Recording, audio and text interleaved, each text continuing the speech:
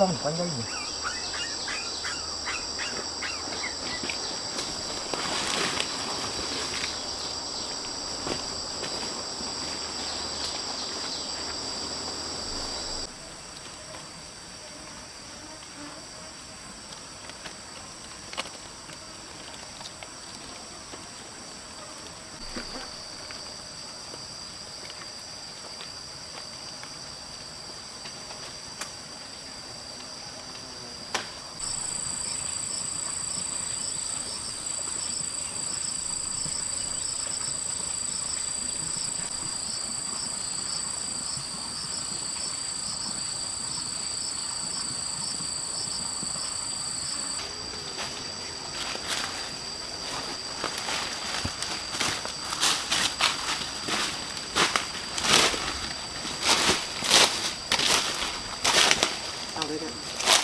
Mấy chú cho con ở đây này nhỉ?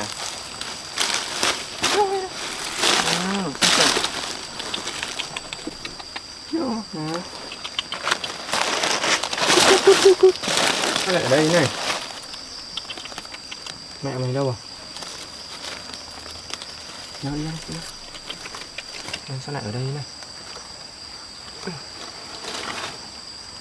Sao đây rồi?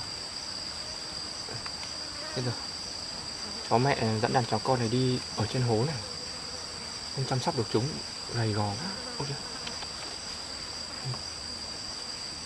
khổ thân quá. Chú chó nhỏ mà gầy quá, nhưng mà mẹ chúng mang đi từ sớm này và không chăm sóc được.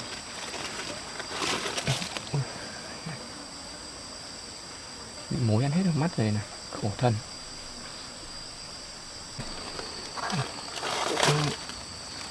Mình đặt như vậy nhé.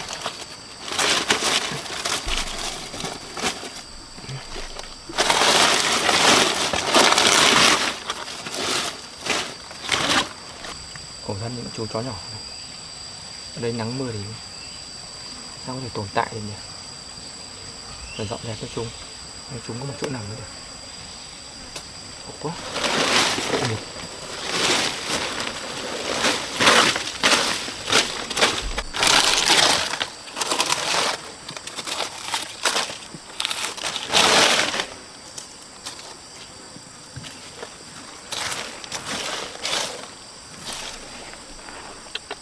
Ngoan nhá, ở đây đã nhá.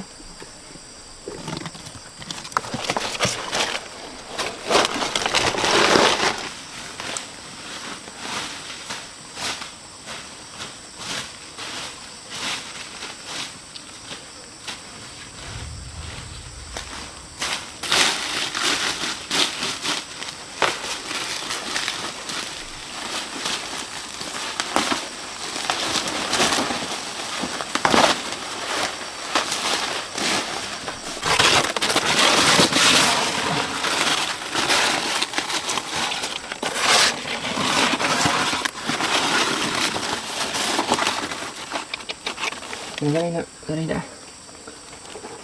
Ổn đã nha.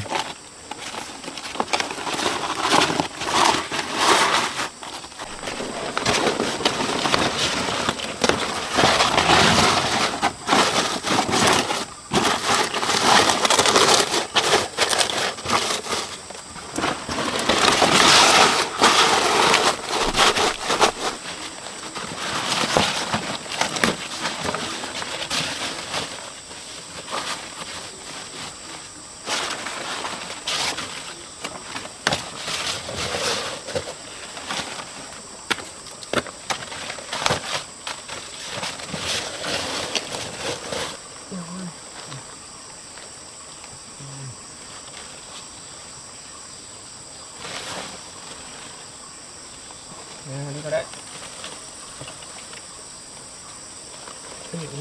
Ở đây nhé.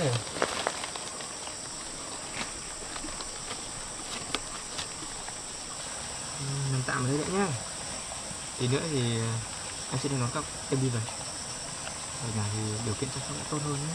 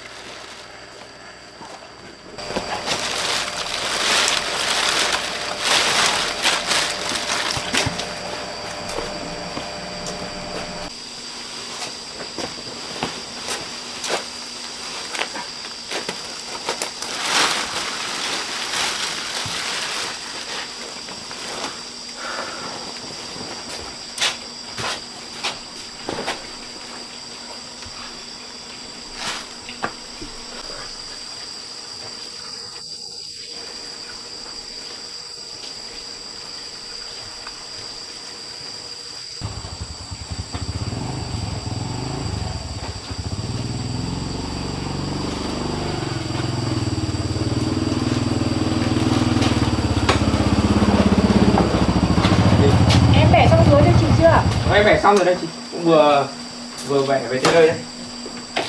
Chị xem mẫu dưới em đẹp không? Đẹp, ngon nhỉ. Năm nay được mùa đấy chị.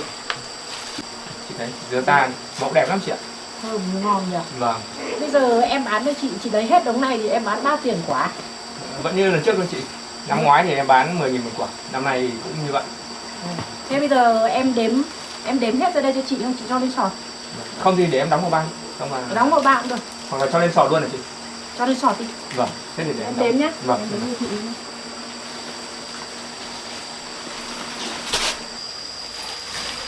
Này chị về chị bán xô hay là chị lại đem ra chợ đấy chị? Chị gọt ra, chị bán cho họ quả. Bán quả. Sau chị ép nước. Nước thì chị bán lại theo chai à? Hay là... Nước chị bán chai. Vâng.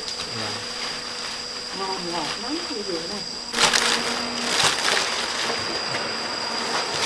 Có một vài quả xanh này thì có lấy không chị? Em cứ để đây cho chị nhé. Những quả này thì em không tính tiền đâu. Quả xanh rất đi qua, vấp vào đấy là nó bị gãy ấy.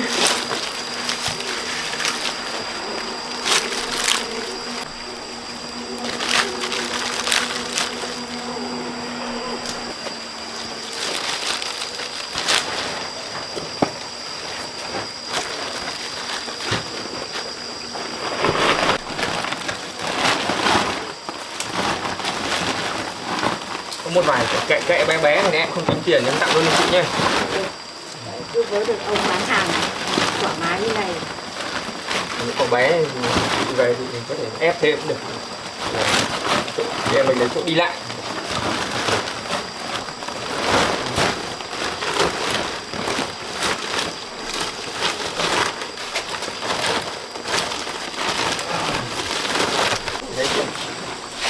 Thế là hôm nay em đếm được 200 quả tất cả chị nhé.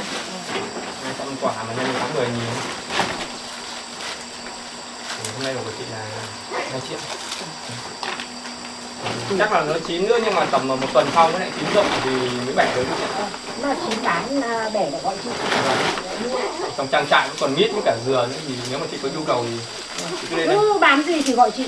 Vâng. Chị lên chị mua. Cái gì chị cũng mua.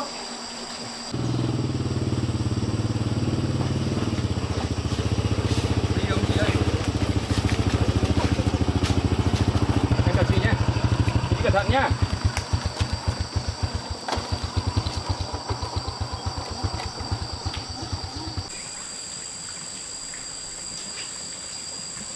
Chết rồi.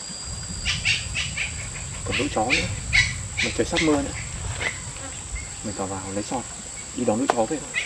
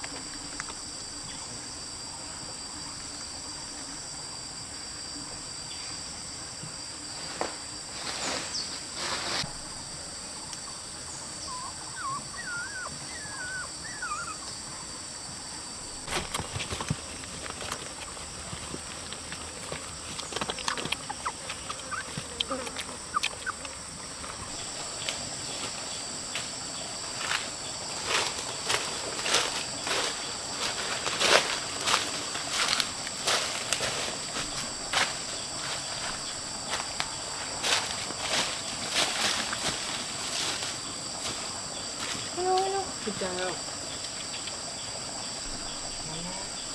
Chó mẹ đây nè. Bảo ơi, sang đây nào. Bảo ơi, ra đây nào. Đây, đây. Ngon nhá. Đó, đây cho trông con lên đây à. Như này thì nắng mưa làm sao mà cho con lớn được. Nó còn bị bệnh đấy chứ. Ở đấy ngoan cho nó bú một tí nhé.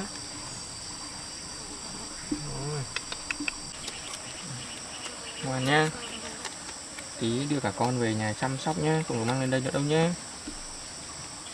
Rồi ngoan này. Biết rồi. Sao lại trốn con đi? Cho con ăn nữa chứ. Trốn cho con ăn đi nữa nhé. Xong là còn đón về nhà nhé. Trốn đi, bạn đi nào. Đưa cho con về nhá, không đấy là mưa nhá. Trời sắp mưa rồi. Nào, đi về nhà nhá. Về nhà còn bôi thuốc, còn chữa bệnh nhá. Chú chó nó bị nhiều ve ở tai quá. Đi vào đây. Đi vào đây nào.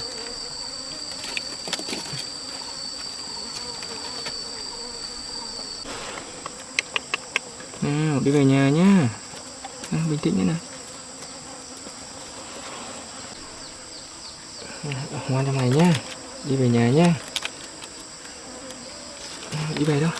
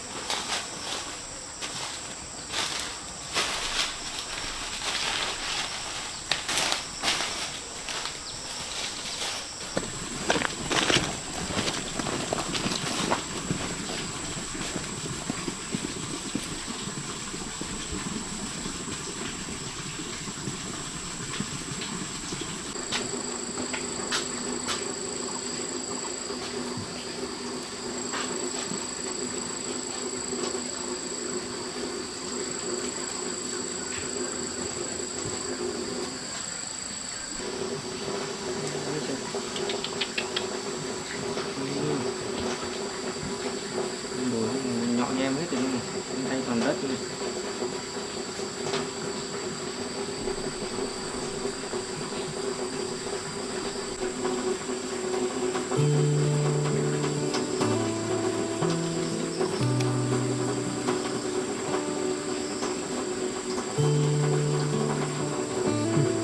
Về to quá này.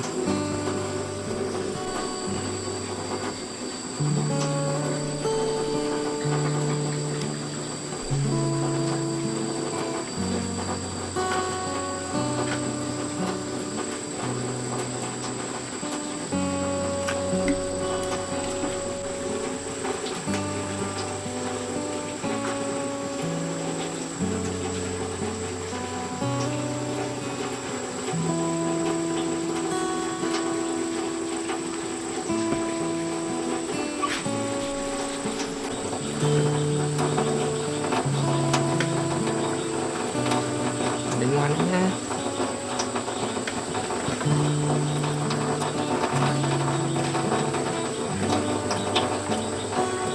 Chó này bị bệnh nặng rồi.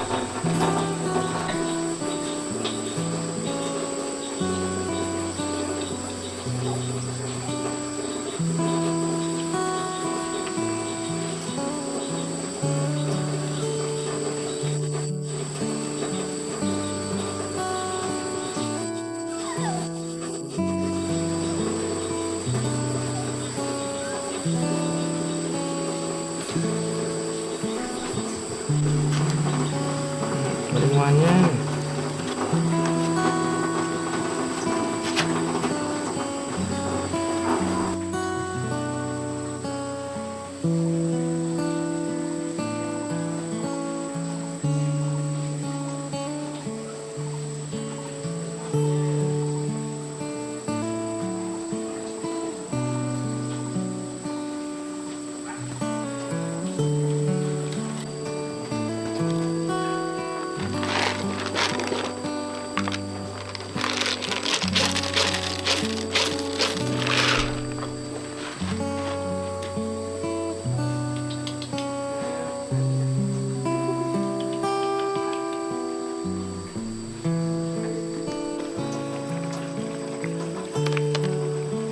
Ngoan nhá, lấy ăn đi nhá.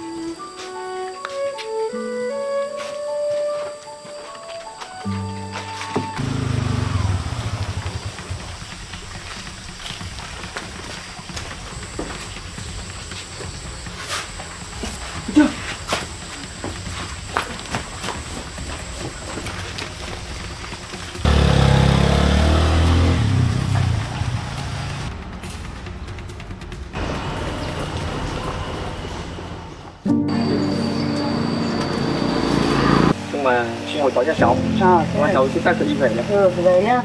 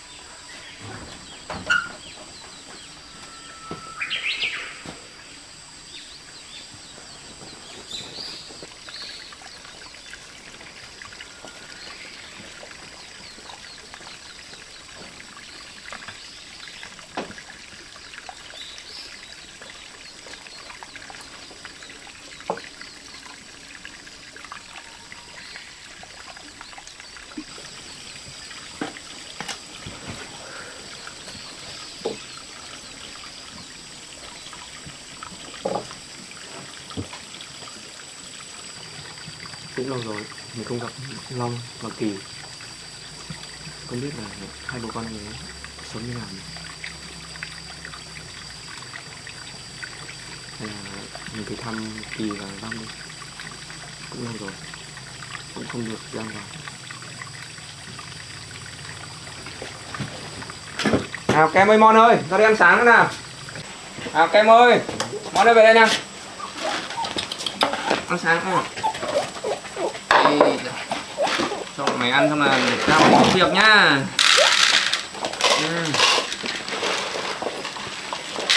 Cho mẹ ăn đi. Em ơi, em ăn sáng đi. Mày ở nhà ngoan nhá. Hôm nay thì anh sẽ đi cả ngày đấy, không về đâu, nên là ở nhà trong nhà cẩn thận nhá. Anh sẽ đi.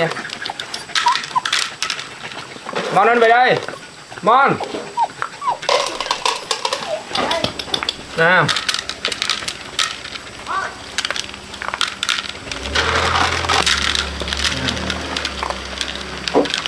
Ăn nhá, ăn ngon xong ở nhà trong nhà nhá. Không đi lên rừng nữa đâu nhá. Này cháu mẹ ơi, ăn đi. Ăn đi. Bảo ăn nhiều à? Ăn nhiều nhá. Ăn nhiều lấy sức nuôi con nhá. Rồi.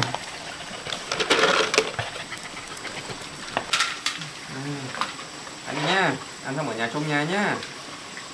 Em nhá, Kem ở nhà nhá. Hoặc là Mon ở nhà nhá.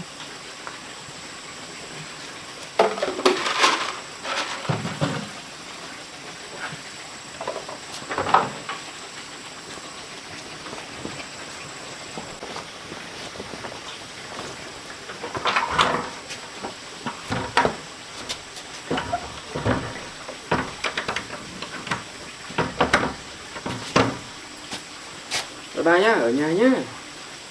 Em ở nhà đi.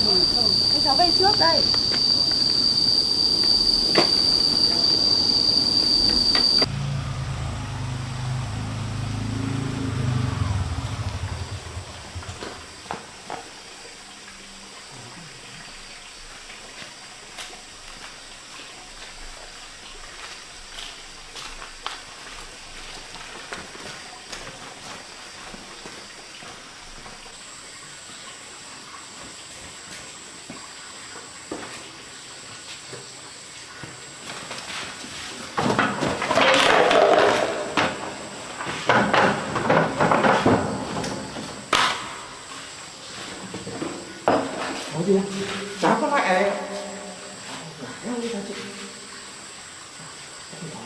Nhiều con đấy. Chúng ta thích. Đâu? Ngồi ra đây nào. Ra đây. Ngồi ra đây nào. Chưa.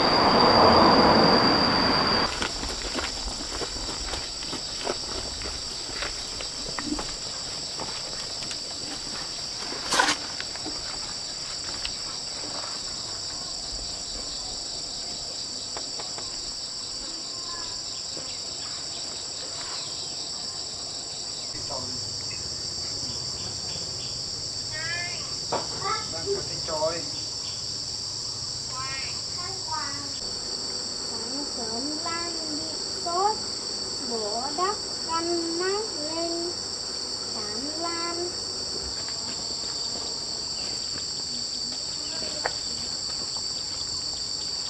Anh Long ơi! Táo. Anh Long ơi! Cao Kỳ! Ủa?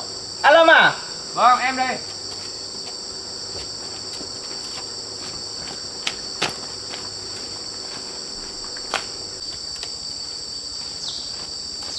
Ô, Lâm đây à? Vâng, chào anh. Ôi, lâu quá rồi. Không gặp. Vào đi chơi. Hello Kỳ! Nào, lâu lắm mới gặp Kỳ nhỉ. Hôm nay chú mua một ít quà tới cho Kỳ này. Bánh. Con thích không? Nào, lâu lắm rồi ôm nhau cái nào. Ôi trời ơi, lâu lắm mới gặp. Con xin chú chưa? Ok. Thôi, vào trong này ngồi đi. Chú ta đi. Lâm ơi, vào đây ngồi đi. Rồi.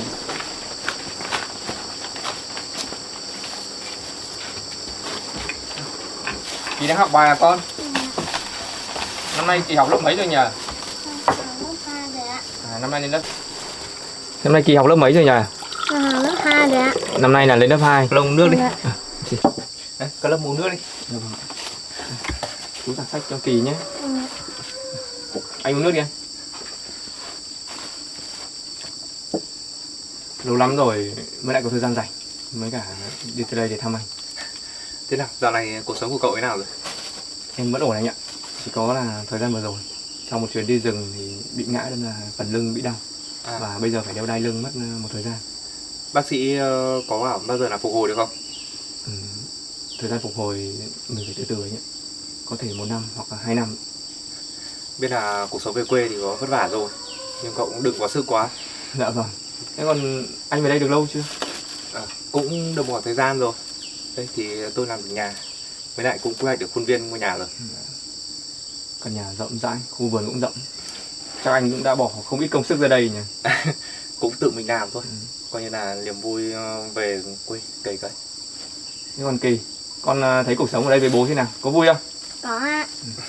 Thế hàng ngày con có chịu khó học để làm bố vui lòng không? Có ạ. Tốt rồi. Thằng bé về ở với anh cũng ngoan lắm. Cũng học bài, thằng bé cũng tự học. Cái gì không hiểu thì mới hỏi anh thôi. Cậu bé khôi ngô, sáng sủa. Chắc chắn là sẽ chịu khó và thành công. Thế là mau tới mua nhiều đồ thế ạ. Thì lâu ngày mới gặp được Kỳ mà. Thì chú cũng đây cũng là ít không. Thế nên hãy để chú bóc cho Kỳ ăn nhá. Cậu đến chơi là được rồi, còn làm gì phải mua quà cáp đến bày vẽ ra. Không có gì đâu, chỉ là mấy chiếc bánh nhỏ cho Kỳ thôi. Kỳ ăn đi. Cảm ơn ạ. Ok. Làm về ở quê như vậy thì có gặp khó khăn gì không? Cũng nhiều khó khăn, cũng nhiều trải qua được nhiều vấn đề, nhưng mà dù sao thì cuộc sống ở đây nó bình yên hơn anh ạ. Nó không còn xô bồ, nó không còn sự ồn ào của thành phố nữa. Cũng đúng thôi, về đây mọi thứ yên tĩnh này mà. Em cảm thấy khi về rừng sống một mình thôi, nhưng mà cảm giác được chữa lành rất nhiều, kể cả về tâm hồn lẫn thể xác. Nói gì nói thì cậu cũng phải tìm một người ở chung đi chứ. Chuyện đấy để sau anh ạ. Bây giờ thì em còn nhiều thứ quan tâm, em vẫn còn một đàn chó ở nhà nữa, thế là cũng vui rồi.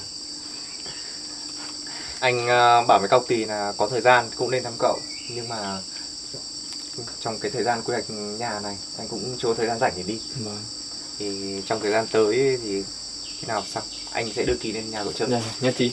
Hôm đấy thì nhất định anh em mình phải đánh chén một bữa no đi, say sưa anh nhá. Thì trước lúc đấy thì hôm nay cậu ở đây ăn cơm với lại anh với Cao Kỳ một bữa, coi như là cũng anh em mình ôn lại chuyện ngày xưa nữa. Em nhất trí. Cũng lâu lắm rồi mới được đi giao lưu và thăm lại mọi người này. Lâu lắm rồi. Để xây dựng trang trại này chắc là mất nhiều công lắm. Anh mất tổng chi phí có nhiều không? Thực ra thì chi phí cũng không nhiều đâu, chủ yếu là mọi thứ thì tất cả là ở rừng đây rồi, mình đấy mình cũng không phải mua nhiều gì cả. Nhưng mà đây được cái là cũng gần ngoài đường, anh kéo đường điện về đây, cũng mọi thứ cũng tiện lợi hơn là nhiều. Hay là chúng ta đi tham quan khu vườn một vòng đi. Đi, đây là nhớ tham quan.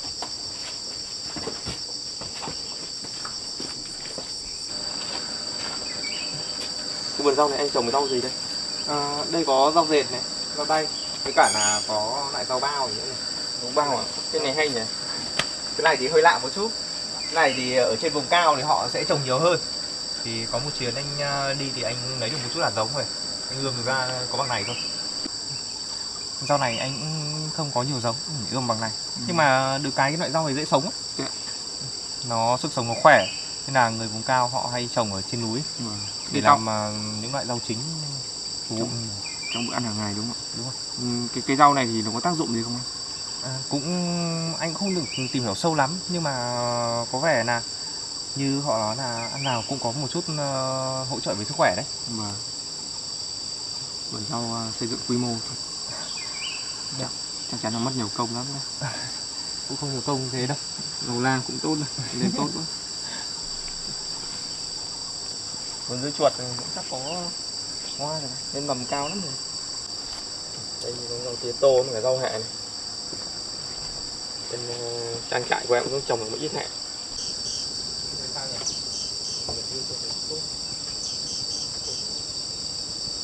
Theo giá cao thì chắc là tầm khoảng 1 tháng nữa là sẽ có quả ăn. Anh muốn là ở quê mình trồng ít rau sạch để tự phục vụ mình thôi. Rồi cái cuộc sống tự cấp. Và cọc không gian cũng trong lành.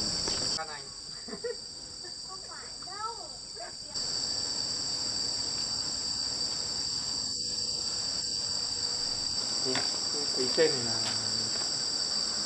anh phía trên này là nguồn nước đây. Đúng rồi, đây phía ngay trên này là nguồn nước thôi. Cái cả là ở trên này là khu rừng già, nên là nguồn nước xuống đây sạch á. Vâng. Nếu vậy thì dẫn nước về sử dụng sinh hoạt hàng ngày là được, đúng không?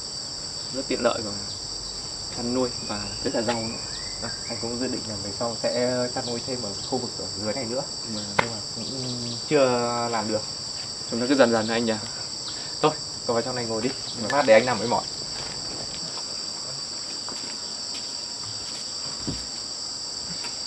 Đi học bài nữa không nào? Kìa, con mới chơi đặt đích.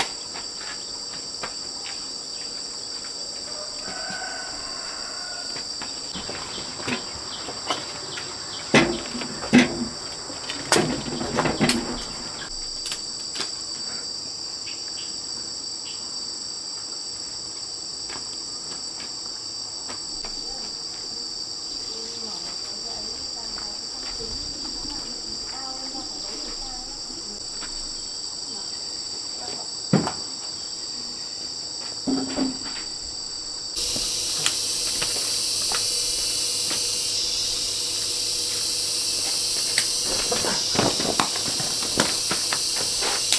giời tí chú. Nó có đứng dịch lại, dẫn chút vào cây nhé.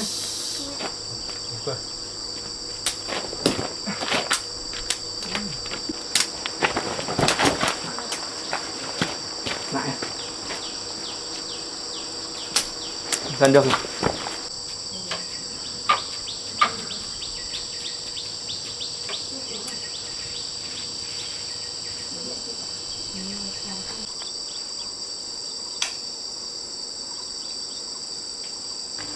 Mình sẽ chơi với anh Long với Kim hay là nó vui lắm, lâu lắm mới được gặp anh.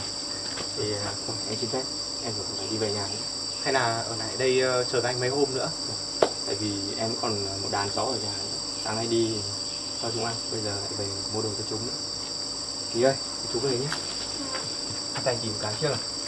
Con ở nhà chơi ngoan, với bố ngoan nhé. Ôm cạnh, hôm nào lên láng của chú chơi nhá. Thôi, thế thì anh không giữ nữa. Cố gắng giữ gìn sức khỏe nhá. Anh vậy nhá. Một ngày gần nhất thì anh sẽ đưa cháu lên chơi. Ok, bye bye Kỳ. Rồi. Con chào chú đi. Anh là thứ 5. Ok, bye bye Kỳ. Chào anh Long.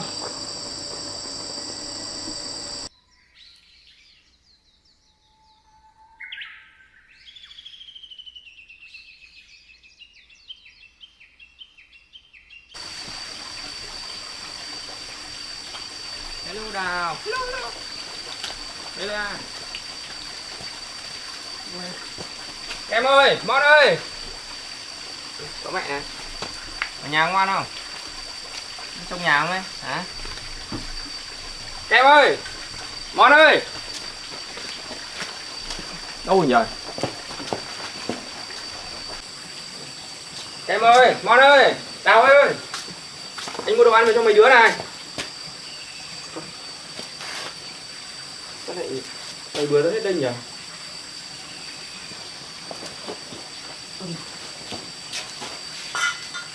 Sao mà thứ này đầy bừa nó hết ở đây nhỉ?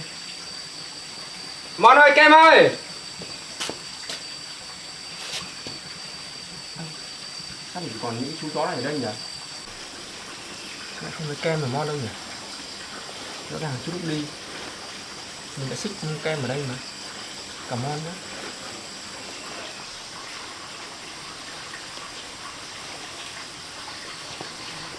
Có camera ghi lại. Để phải xem lại.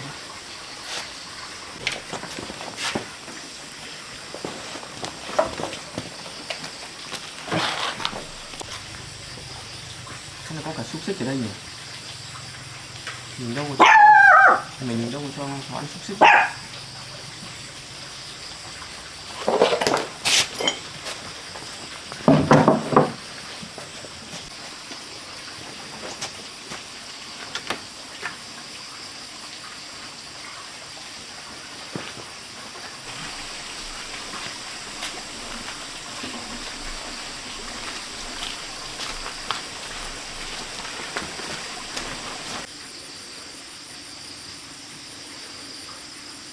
Hóa ra là có kẻ lạ đột nhập rồi bắt chó của mình đi sao?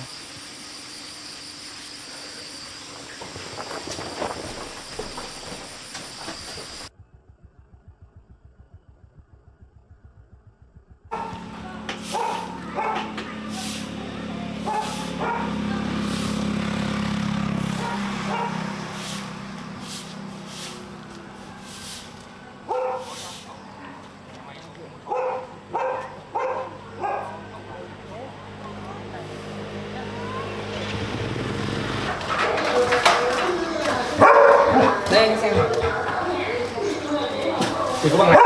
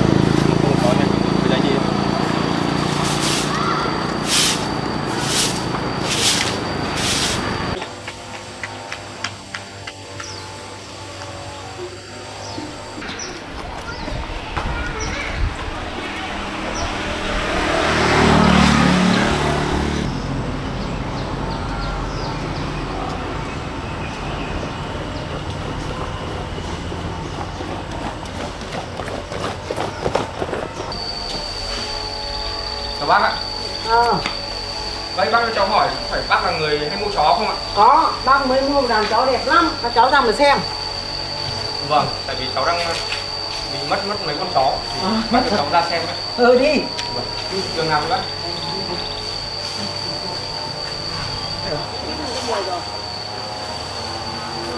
Mẹ nó chiều nó quá ấy.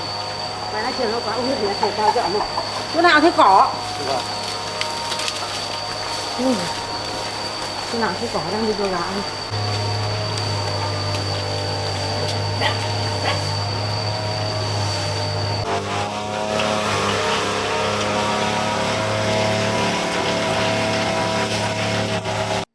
Ôi mua mấy con chó đây phải chó các anh không? Xin làm xem. Tất cả chỉ có bằng này thôi hả bác? Có mua 6 con thôi. Đàn chó đẹp quá nhỉ bác nhỉ? Mày cứ mở ra mà xem. Dạ, sao được rồi. Chó nhà cháu này có 2 con nó lớn hơn như này bác. Thế. Thế này cô.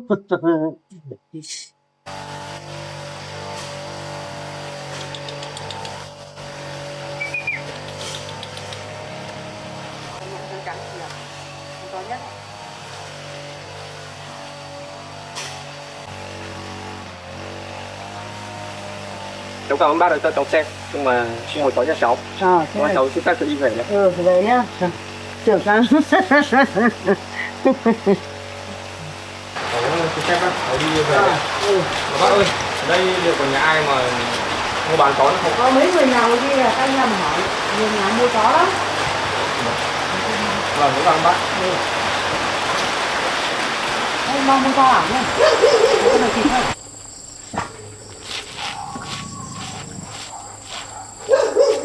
Có ai ở nhà không ạ? Chị ơi! Nào! Go! Đi cứ đi đi, không sợ đâu, không cắn đâu. Go! Go! Chị ơi, chị cho tôi hỏi với. Anh hỏi gì đấy? Chị có nhiều chó này, có phải chị thu mua chó không ạ? À, đây không phải chỗ thu mua chó đâu anh ạ. Nhà tôi thì chuyên đến các trại chó thì cũng giải trí. Như là chó. Hôm nay chị có thấy người nào mang Hôm nay thì tôi cũng chưa đi, không có ai mang đến đâu. tại vì tôi cũng bị mất 2 con chó mà tôi đang muốn tìm lại chúng. Thế à, anh bị mất chó à? Tôi nghe mọi người nói là chị có rất nhiều chó lại còn hay thu về nữa, nên tôi cứ tưởng là sẽ tìm được những chú chó của tôi ở đây. Ở đây chỉ có bạn này.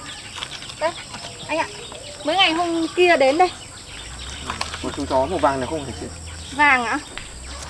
Có màu vàng đấy. Ở trong chuồng tôi cũng còn vài con. Thế anh vào xem chúng phải nhá. Hay vậy thì cho tôi thử đi qua xem nhé. Vâng, thế anh vào trong này đi.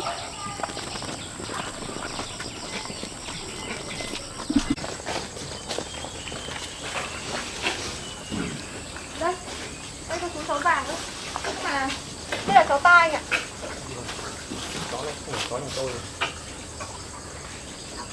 Thế mời anh đi lại đằng này đi.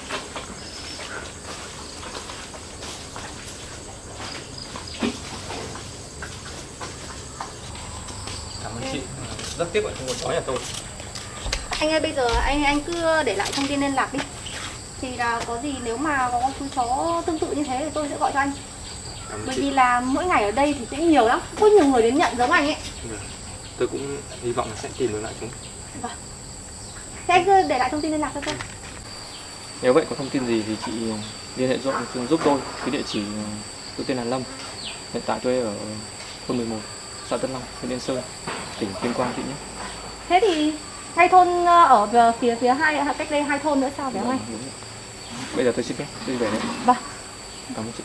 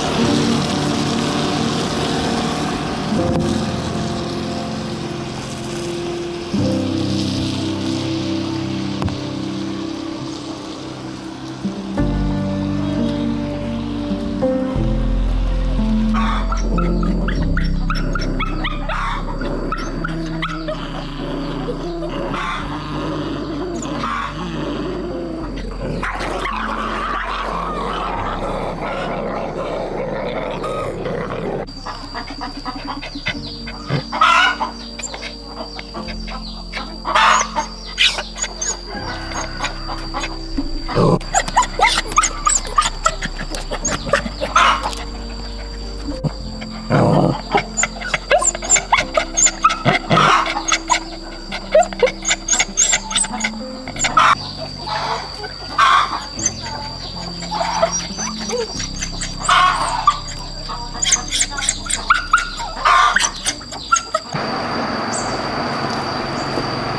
ơi, cho hỏi ạ. Cô cho hỏi nhà cô phải nhà mua thịt chó không ạ? Đúng rồi, tôi trưng nuôi chó đây, cậu có chó bán à? Dạ không cô ạ. Cô cho hỏi là có thanh niên nào hay ai là vào đây bán chó cho cô không ạ? Có, Dạ, thì cô... tôi vẫn mua mà. Cô có thể cho cháu xem mấy con chó đấy được không? Tại vì cháu chưa mất 2 con chó. Cô có thể cho cháu xem mấy con chó này được không ạ? Thế ý cậu là muốn chuộc chó à? Dạ vâng ạ. Nếu phải chó nhà cháu thì cô cho cháu xin được chuộc lại. Thì được, thế cậu đi vào đây xem nào. Đi vào đây. Dạ vâng. Dạ vâng. Thế cháu cứ đi ra đây xem con nhốt là con này. Vâng. Con nhốt này. Rồi, ra xem.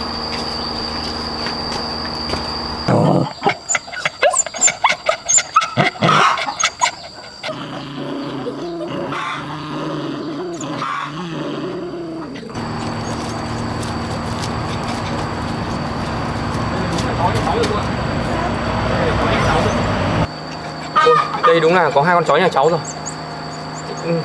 Ai đem đây bán đây cô có biết không ạ? Cô cũng không biết đâu. Cô thấy có 2 thanh niên nó chở đến thôi thì cô mua nó bịt mặt thôi.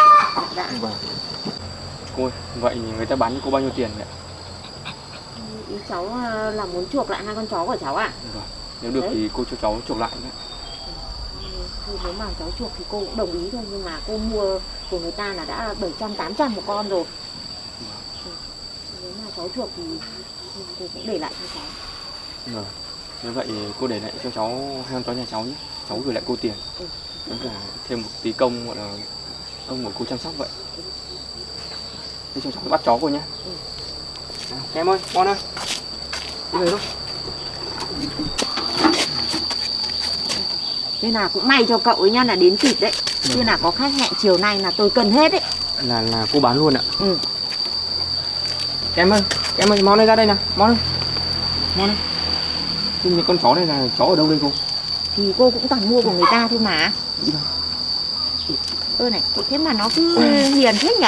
Vâng. Đấy. Nó lại cứ muốn theo cháu thế này. Thôi, ra đi.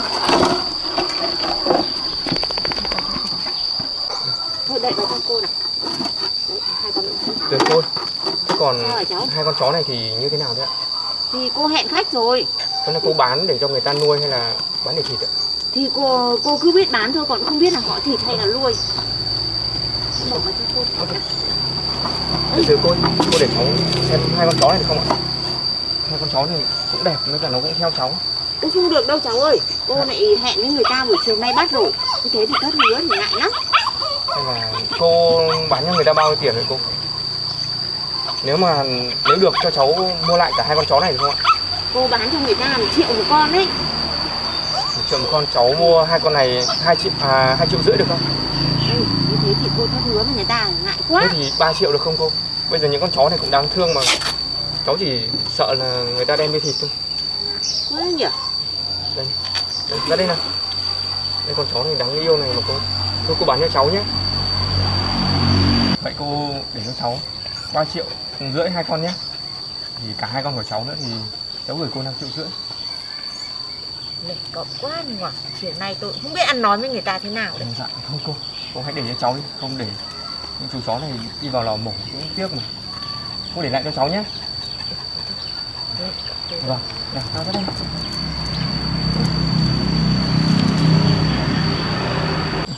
Khổ thân. Bây giờ anh đón bọn này về nhà nhé. Về nhà để chăm sóc nhé. Nó cũng theo cậu nhỉ, 2 cái con này này. Dạ vâng. Có lẽ là tại vì cháu cũng yêu quý chó nên là cũng chiếm được cảm tình của bọn ấy. Ngoan thế. Đây, cháu xin gửi tiền cô để cháu đi đấy ạ. Cho cháu xin phép, cháu gửi tiền cô rồi thì cháu đưa cháu về cô nhé. Đây này. Kem ơi, cậu. Món này đấy đó.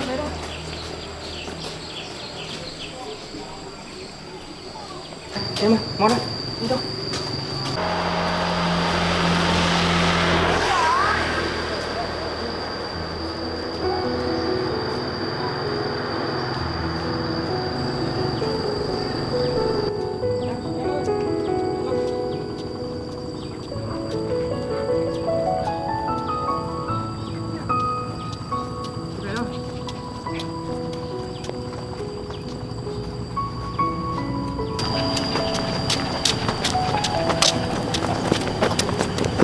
Đi nào.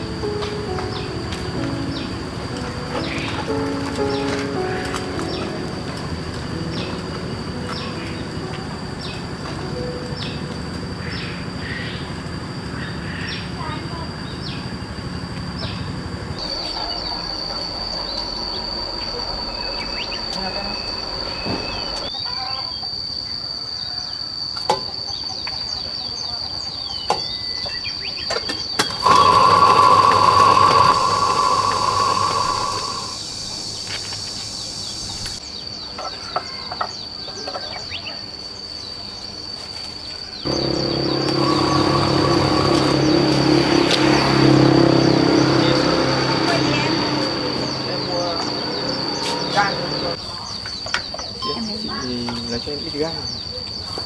Gan bao tiền cân? Gan 60.000 cân đấy. Chị một miếng to to nữa. Vâng.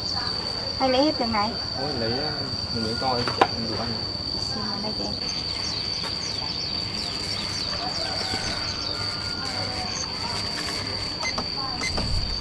55.000 em nhé. Vâng, được. Chị. Chào chị nhé. Chị em gửi tiền chị.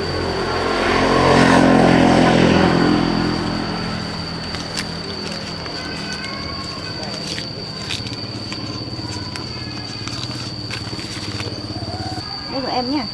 Cảm ơn chị. Em chào chị nhé.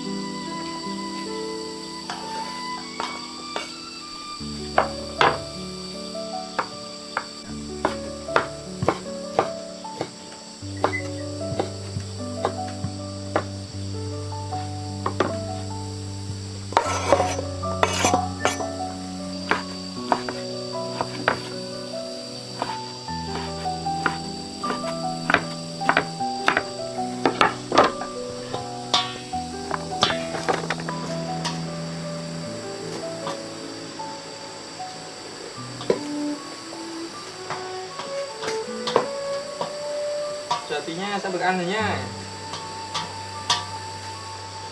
Biết đâu đêm sợ gì cả. Đây nè, các em nào. Nào. Có mẹ nào.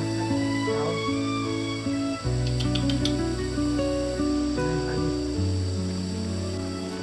Đây của kem này. Đây có mẹ nào. Nhẹ nhàng nào. Đúng không? Đắng em đi. Món đây ra đây, món đây, này. Món đây, có món này. Rồi, chờ tí nhá, chờ tí cho nó nguội là ăn nha. Rồi.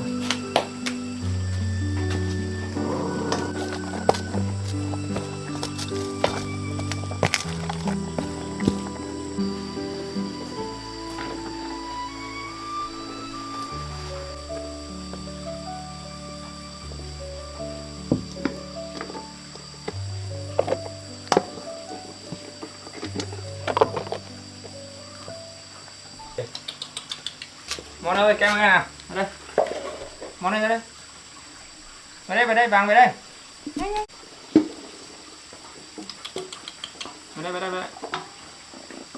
Vàng này, vàng này. Đây của kem đây. Đây món này, có món này. Nó ăn chúng nó chứ.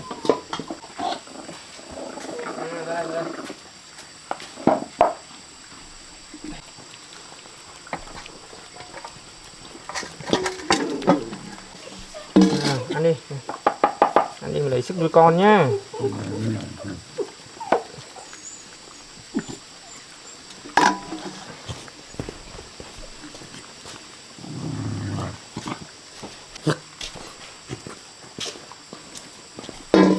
Ôi tổ mòn cứ đi gửi đi cho mẹ.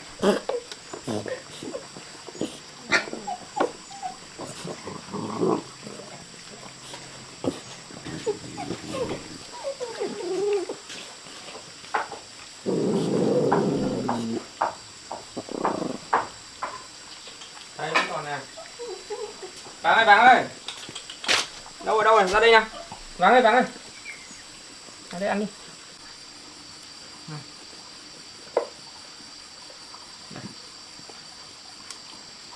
Vàng ơi, ăn đi. Đây cho mẹ này.